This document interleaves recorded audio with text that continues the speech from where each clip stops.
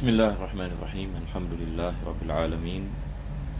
Wassalatu wassalamu ala ashrafil anbiya'i wal mursalin Sayyidina Muhammadin wa ala alihi wa sahbihi ajma'in. Alhamdulillah, we begin by praising Allah subhanahu wa ta'ala for this blessing that we are able to continue with our lesson in answering questions that are posed. And we are still in the blessed month of Rabiul Awwal, and pray that Allah subhanahu wa ta'ala bless us anyway with His mercy and goodness in dunya and akhirah. Ameen. Ya Rabbal Alameen. So inshallah, we enter into the first question for today. A question asks, Assalamu alaikum Ustaz, wa alaikum assalam. Forgive me if my question will sound very selfish, but I would like to ask if the poor be able to experience a better Jannah than the rich. I am born poor and trying to find a way to be financially stable. The problem is that I tend to encounter people whom look down on me just because they are at a better position than me in terms of financially and position at work. I hate being looked down upon just because I was born poor. I wasn't raised with a parent's guidance, so it took me a while to be well groomed. Finally, now reaching in my early 30s, I'm trying to find my feet. I hate being looked down upon by the wealthy people. I even got rejected by a family who doesn't want me to be with their daughter just because I'm not wealthy. They say God is fair, God created people equally. I don't think so. I've seen people who are born disabled and not educated and think why God make them born this way. I believe that their challenge will be even harder than mine. So basically, this particular question is asking that he or she is a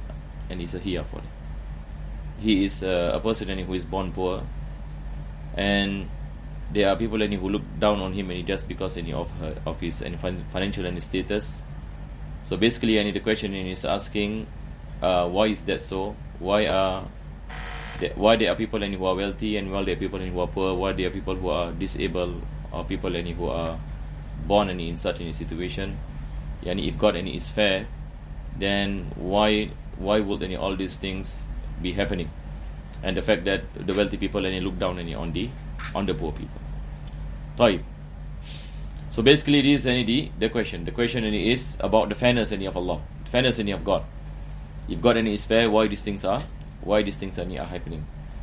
The first thing that we have to understand that life in this world is a test. Life in this world is a test. And Allah subhanahu wa ta'ala, He created everyone equal. Allah is the one who created everyone equal in the sense that all of us, we are tested by Allah subhanahu wa ta'ala with equality. What does it mean? It doesn't mean that a person is poor and another person is rich, that the rich person is better than the poor person. It doesn't mean so. Allah subhanahu wa ta'ala is the one who ordained that.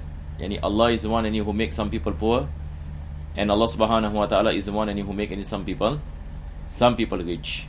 And this is a test from Allah subhanahu wa ta'ala. Those who are made poor, Allah is testing them. Do they have the patience when they are in a state of poverty, for example, or in a state of difficulty? Do they turn to Allah subhanahu wa ta'ala?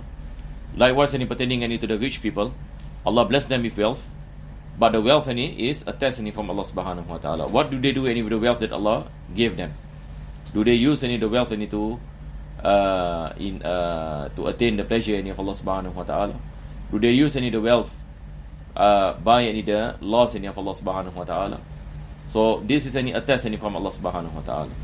So at the end of the day, the best person or the person who is successful is not a person who is wealthy, or not a person who have a high status in society, but a successful person in the eyes of Allah subhanahu wa ta'ala, to Allah subhanahu wa ta'ala, is the one who attain the pleasure of Allah subhanahu wa ta'ala, the one who obey Allah subhanahu wa ta'ala in the commandments, the one who followed the sunnah of the Prophet sallallahu alaihi wasallam, no matter whether they are from the poor people or they are from the rich people. So this is an important thing that we have to understand. So again, point number one is that Allah subhanahu wa ta'ala created human beings as a test. And Allah subhanahu wa ta'ala places any human beings in different situations. Some are born poor, some are born disabled, for example, some are born in a state of wealth. But the ultimate test comes pertaining to obedience to Allah subhanahu wa ta'ala. Meaning, if there is a poor person, for example, in a state of poverty, he has patience. For example, he has patience. He understands this is a test from Allah subhanahu wa ta'ala. Allah is testing me. And Allah is testing me for my patience. To see whether I have patience or I have no patience in the situation that I am in. So if this particular person has faith in Allah subhanahu wa ta'ala despite the situation of poverty that he is facing, and he show patience while performing the obligations and obeying Allah subhanahu wa ta'ala, this poor person to Allah is successful. He is successful. Every single difficulty that he is facing, he will be rewarded by Allah subhanahu wa ta'ala for all difficulties that he faces. For all difficulties in terms of hunger, difficulties in terms of housing, difficulties in terms of clothes, difficulty in everything. So every difficulty that he faces, he show patience and he asks Allah for his favors and obey Allah in his commandments. This poor person is a successful person, because at the end of the day, it is the obedience of Allah subhanahu wa ta'ala that determine whether you are successful or not successful, not any your situation. Because situation comes from Allah. Allah is the one who put you in the situation that you are in. But the test comes in faith, in iman to Allah subhanahu wa ta'ala. Do you possess the faith in Allah and fulfilling the commandments despite you are in that situation, and showing any patience when calamity comes. Now this is very, very, very, very important. So a poor person can be more successful than the rich person. The rich person, for example, yes, Allah bless him with wealth, for example, but if he does not make shukr to Allah for the wealth that Allah gave him, then the wealth becomes a trial for him. The wealth becomes a source of calamity for people. Why? Because they are using the wealth that is given by Allah to commit ma'asiyah, for example. Or they look down on poor people, for example. This is a sin. To look down on poor people just because they are poor, and to feel that you are better than people, and to have this arrogance, and to use the wealth that Allah gave you to commit any acts of disobedience and being away from Allah subhanahu wa ta'ala. So in reality, it is a calamity for those people. A calamity. The wealth can become a source of calamity. It can be a source of goodness. How can wealth become a source of goodness? When a person use the wealth that Allah bestowed upon him to attain the pleasure of Allah subhanahu wa ta'ala. By fulfilling the commandments when it comes to wealth, giving nafaqah and sadaqah and zakat and so on and so forth.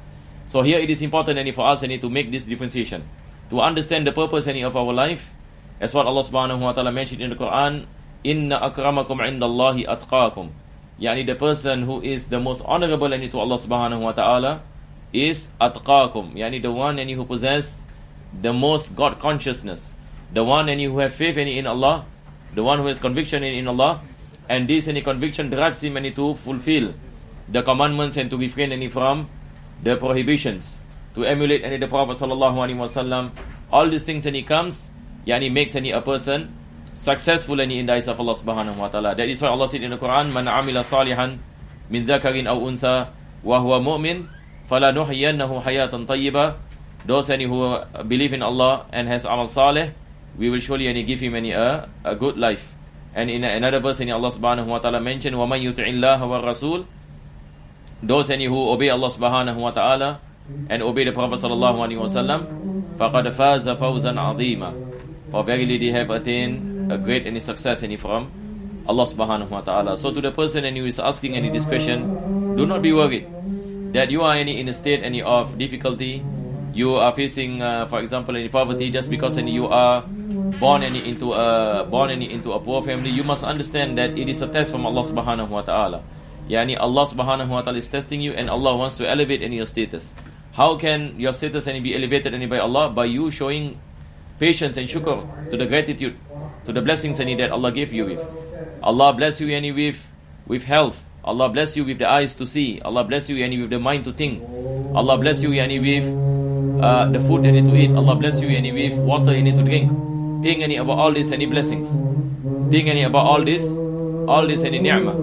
This is any ni'mah ini from Allah subhanahu wa ta'ala that is incumbent upon us to make shukr to the ni'mah of Allah. And pertaining to the difficulties that we face, we must understand that it's a test from Allah. You can be successful in your situation. How? By you showing patience to the difficulties that you are facing, and build any connection with Allah. Asking Allah subhanahu wa ta'ala for guidance, asking Allah for favors. So your situation can be the reason for you to be closer to Allah subhanahu wa ta'ala if you know how to do it. If you understand the ways, and you understand the means, and you understand these realities and these principles that the Quran is speaking about, that our Prophet sallallahu alaihi wasallam is telling us. So the poor person will be a person who is successful if he understands this reality and he works towards it. Many of the Sahaba radiallahu anhum, the companions of the Prophet sallallahu alaihi wasallam, most of the Sahaba are poor people. Most of the Sahaba are poor people. Most of the saints of Allah are poor people. We have to remember this. The Prophet sallallahu alaihi wasallam loved any poor people, and the Prophet sallallahu alaihi wasallam in his dua he said, Allahumma ja'alni miskinan.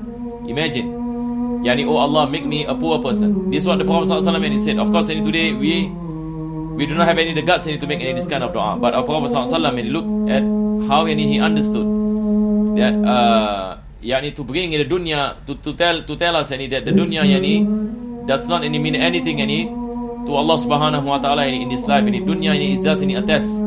This is why Allah mentioned in the Quran, وَاضْرِبْ لَهُمْ مَثَلَ الْحَيَاةِ الدُّنْيَا كَمَاءٍ أَنزَلْنَاهُ مِنَ السَّمَاءِ فَأَنزَلْنَاهُ مِنَ السَّمَاءِ فَاخْتَلَطَ بِهِ نَبَاتُ الْأَرْضِ فَأَصْبَحَ شِيمًا تَذْرُوهُ الرِّيَاحُ وَكَانَ اللَّهُ عَلَى كُلِّ شَيْءٍ مُقْتَدِرًا. Life in this dunya is like water that comes in from the sky. It mixes with the vegetation, and after that it becomes barren again. Temporal enjoyment. زُيِّنَ لِلنَّاسِ حُبُّ الشَّهَوَاتِ مِنَ النِّسَاءِ وَالْبَنِينَ وَالْقَنَاطِيرِ الْمُقَنطَرَةِ مِنَ الذَّهَبِ وَالْفِضَّةِ وَالْخَيْلِ الْمُسَوَّمَةِ وَالْأَنْعَامِ وَالْحَرْثِ ذَلِكَ مَتَاعُ الْحَيَاةِ الدُّنْيَا. Allah said that all these things, the wealth and woman, all this entice human beings. But Allah said this is a test. This is mata'ul hayati dunya. This is a temporal enjoyment. In Jannah is the ultimate success. In Jannah Allah says, Innal ladhina amanu wa amilu salihati lahum jannatu adnin tajri min tahtiha al-anhar khalidina fiha. Allah said that they will dwell in the hereafter forever and ever in the Jannah of Allah subhanahu wa ta'ala. It comes by iman, by amal salih. So do not be tricked by shaitan. The person who asks the question, do not be tricked by shaitan. Seek knowledge, understand this deen, understand this reality, understand this principle. It will make you happy if you understand. If you understand what I'm saying, and you understand in the Islamic foundations pertaining to the test, why Allah subhanahu wa ta'ala is testing human beings as such. You look around you see people are facing difficulty, people who are wealthy, people who are happy, people who are sad. All this comes as a test from Allah subhanahu wa ta'ala. This is the thing that we have to understand. So what you have to do, anyway, my brother, is you have to ponder upon this meaning, study about this reality, what Islam is teaching, because at times that we do not know about all these things. That's why we are confused. So the answer to the confusion is to seek knowledge, to understand the test of Allah subhanahu wa ta'ala. Look at the stories in the Quran, how Allah subhanahu wa ta'ala tests prophets and messengers, how Allah tests Nabi Nuh alayhi salam, Nabi Hud alayhi salam, our Prophet sallallahu alaihi wasallam. Great difficulties that they face despite their prophets and messengers. So it doesn't mean that Allah hate them, but Allah loves. Sometimes when Allah loves someone, Allah tests him with calamities. Allah tests him with this test. So you can be a person who is loved by Allah subhanahu wa ta'ala, but you must understand what Allah wants from you. You must understand what Allah subhanahu wa ta'ala wants from you, and then once you have understood, then it is time to put things into practice. So inshallah ta'ala, all of us inshallah we will attain the pleasure of Allah subhanahu wa ta'ala. So I hope it is clear inshallah. Going back into what I mentioned, that God created everyone equal. What is the meaning God created everyone equal? With equal opportunities. That the person who is successful is the person who attains the pleasure of Allah subhanahu wa ta'ala. So every human being has this capacity. Even if he is a person who is disabled, even if a person is poor or rich, you can be closer to Allah in any situation that Allah place you in. So it doesn't mean the rich are placed by Allah only. It doesn't mean that the poor are not liked by Allah subhanahu wa ta'ala. Prophets and messengers, a lot of them are poor people. A lot of them are poor. For example, Nabi Isa alayhi salam is a poor person. Nabi Isa alayhi salam, our Prophet sallallahu alaihi wasallam, although wealth came to him, but he chose to become poor. So becoming poor is not a sign that Allah is not being just to you. But at times it can be the reason for you to attain the ultimate success with your situation. If you are patient and you obey Allah subhanahu wa ta'ala in the situation that you are in. So I hope that it is clear, inshallah, and may Allah subhanahu wa ta'ala bless all of us with tawfiq. Some parts of the question I did not put here because sometimes it's too long-winded, because time is limited. I just take the first part off, the first part of the questions, because second part is basically just explaining some of these things that he was asking. Jadi jemaah dirahmati Allah, nampaknya masa pun kita agak suntuk ya. Saya nak terjemahkan, tapi tak apalah ya. InsyaAllah kita masuk kepada soalan yang kedua. We go on to the next any question. Lalu bagi dia membantunya dengan menjual barang yang dimilikinya, dan hasil jualan tersebut telah mengubah kehidupan wanita sedekah itu, sehingga kan beliau dapat hidup berdikari dalam mencari rezeki serta tidak meminta lagi.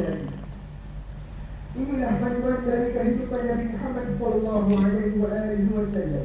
So now we will enter the second question. Sejauh kemampuannya bagi memberi. This is basically the extension of the first question. We say, I tend to find it unfair if the rich can go to Jannah if they themselves look down on the poor. I don't deserve to be looked down just because of my financial issues. Now again, and I would like to say, just a bit. About going into Jannah, subhanallah, we do not know who is going into Jannah. It doesn't mean any rich people going to Jannah. Wallahu alam. There are conditions in entering Jannah of Allah subhanahu wa ta'ala. Of course, they must believe in Allah subhanahu wa ta'ala, and they make shukr to the ni'mah that Allah bless them. If inshallah they go to Jannah, poor people, and if they are patient, Allah subhanahu wa ta'ala will make them enter into Jannah. Jadi insyaAllah kita ambil lagi satu soalan. Soalan yang menanyakan, Assalamualaikum Ustaz, Ustazah. Waalaikumsalam. Baru-baru ini suami ada berkata dia mahu berpisah dengan alasan tidak sefahaman. Tapi saya tidak setuju dengan keputusannya dan saya masih ingin mempertahankan rumah tangga saya. Saya sudah lantik orang ketiga, iaitu family saya. Dan mereka suruh saya pertimbangkan dan menantikan keputusan dari saya. Tetapi saya tetap juga dengan keputusan saya. Saya ingin minta nasihat Ustaz-Ustazah, adakah patut saya teruskan ataupun bagaimana? Sekian, wassalam. Jadi soalan ini menanyakan seorang isteri. Dia mengatakan bahawasanya suaminya ada mengatakan bahawasanya dia mahu menceraikan isteri itu. Suami ini mahu ini menceraikan disebabkan tidak ada kesefahaman. Akan tetapi isteri tidak mahu suami menceraikannya. Maka dia memanggil pihak yang ketiga untuk selesaikan masalah mereka. Dan isteri mengatakan dia tetap ini dengan pilihannya untuk tidak mahu diceraikan. Keadaan ini seperti ini, mengelakkan perceraian itu adalah sangat digalakkan dalam Islam. Perceraian ini dasar ini hukumnya adalah makruh, yakni perkara yang tidak disukai oleh Allah Subhanahu wa taala. Kalau sekiranya kita sebagai seorang muslim, kalau sekiranya kita dapat mengkekalkan perkahwinan itu, lebih baik ini daripada kita melakukan ini perceraian. Ini adalah perkara yang diketahui di dalam agama kita.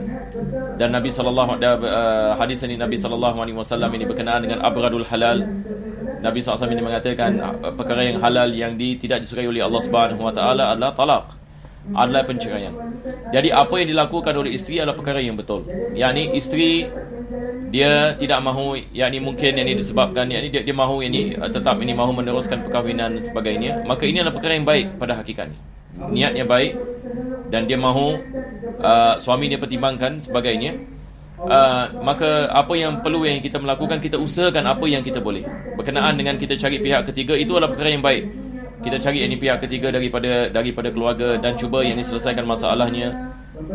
Lihat ini kepada perkara yang mengganggu ini suami, yang menyebabkan dia mahu ini menceraikan. Bagaimana dia dapat menukar fikirannya dan bagaimana kita dapat minta maaf ini misalnya kalau kesilapan kita, ataupun kita melakukan apa sahaja yang dapat meredakan keadaan sehingga kan suami insya-Allah taala tidak melafazkan talak. Dan dalam masa yang sama kita berdoa kepada Allah Subhanahu wa taala yang apa yang terbaik, dan kita berdoa kepada Allah mudah-mudahan Allah Subhanahu wa taala menjaga perkahwinan ini kalau sekiranya dia membawa kepada kebaikan. Sebab kita pun tak mengetahui sama ada dia akan bawa kepada kebaikan ataupun tidak. Kita berdoa kepada Allah Subhanahu wa taala supaya Allah menjaga, dan Allah Subhanahu wa taala memberikan ini taufik ini dan hidayah. Tetapi dalam masa yang sama juga kita harus faham, kalau sekiranya suami yang ini tetap ini mahu ini menceraikan, maka sebagai ini seorang isteri kita dalam masa yang sama ini harus ini bersedia dengan ini keputusan kalau sekiranya suami yang ini mahu yang ini melakukannya. Sebab ini dalam bab perkahwinan ini, kalau sekiranya suami ini melafazkan ini cerai, maka penceraian itu tetap ini berlaku walaupun ini isteri ini tidak setuju. Jadi bagi pihak isteri, apa yang dibolehkan bagi si isteri ini melakukan adalah berdoa kepada Allah dan usahakan supaya dapat diselesaikan ini masalah di antara mereka, di antara ini suami dengan isteri. Dan dalam masa yang sama juga kita harus sangka baik kepada Allah Subhanahu wa taala dan apa saja ini yang berlaku, jangan ini kita sampai ini kepada tahap ini kekecewaan. Kita sentiasa penting ini untuk kita membina hubungan kita dengan Allah Subhanahu wa taala, sebab ini yang akan memberikan kepada kita bantuan dan yang akan memberikan kepada kita ketenangan di dunia dan akhirat adalah Allah Subhanahu wa taala. Jadi apa saja ini yang berlaku, kita mesti mentally prepared. Mesti mentally prepared. Bagaimana kita nak mentally prepared? Dengan kita membina hubungan kita dengan Allah, dengan kita melaksanakan tanggungjawab kita sebagai seorang isteri, menjaga solat kita misalnya, menjaga kewajipan-kewajipan kita, elakkan daripada melakukan ini perkara-perkara yang bercanggah dengan agama ataupun melakukan maksiat. insya-Allah kalau kita terjebak dalam maksiat, cepat-cepat ini kita bertaubat dan kita minta ampun kepada Allah, dan sentiasa ini dalam solat kita berdoa agar Allah ini memberikan kepada kita petunjuk, memberikan kepada kita kebaikan di dunia dan akhirat. Insya-Allah kalau kita sudah melakukan sedemikian dan kita sudah i'tikad dan kita kepentingan untuk kita membina hubungan dengan Allah, dan kita yakin bahawasanya Allah sahaja yang boleh membantu kita, maka nasihat saya kepada orang yang menanyakan soalan ini, kita tak perlu risau. Yakni hidup di dunia ini berapa lama lagi kita boleh hidup? Kalau umur kita misalnya wallahu alam, kalau umur kita mungkin 30 tahun ke ataupun 40 tahun ataupun 50 tahun wallahu alam, kita tak tahu bila kita akan kembali kepada Allah Subhanahu wa taala. Kita kembali kepada Allah, kita tinggalkan segala-galanya. Jadi harus ini kita, apa saja keadaan yang kita menghadapi, harus kita mesti ada kesabaran, harus ini kita tawajuh kepada Allah Subhanahu wa taala, membina hubungan dengan Allah Subhanahu wa taala, sebab pada akhirnya Allah adalah maksud hidup kita. Allah Subhanahu wa taala maksud hidup kita. Kita buat apa yang kita mampu dan kita berdoa kepada Allah dan kita tawakal kepada Allah apa yang akan berlaku, dan jangan kecewa daripada rahmat Allah walaupun apa saja yang berlaku. Allah Subhanahu wa taala pasti akan membantu. Jadi insya-Allah para jemaah dirahmati Allah, kita berhenti di sini. Bagi mereka nak menanyakan soalan, boleh tanyakan soalan melalui website kami masjidkhalid.org. Cuma kita dah tukar, kita tak menggunakan As Ustaz lagi, kita dah tukar As Ustaz seperti mana antum lihat dalam logo tadi. Cuma ini nanti kita akan tukar insya-Allah. Jadi apa yang jemaah lihat di sini, soalan boleh ditujukan dan insya-Allah dia akan terus masuk kepada email saya, dan saya akan mendapatnya insya-Allah, dan kita akan membincangkan pada dalam sesi seperti ini. Jadi itu saja insya-Allah daripada saya. Wassallallahu ala sayyidina Muhammadin wa ala alihi wa sahbihi wasallam. Alhamdulillahirabbil alamin.